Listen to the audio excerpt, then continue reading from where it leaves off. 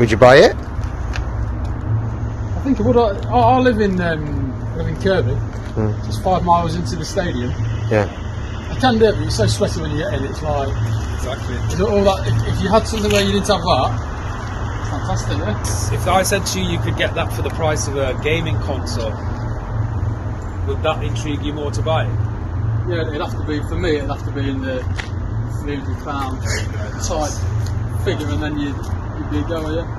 A lot of the stuff we're doing is with older people as well. So for them, the bike's in the past, but they've been put off biking because of the physical, it's too physical to do. But if you've got a bit of a boost, I think there's a massive market there.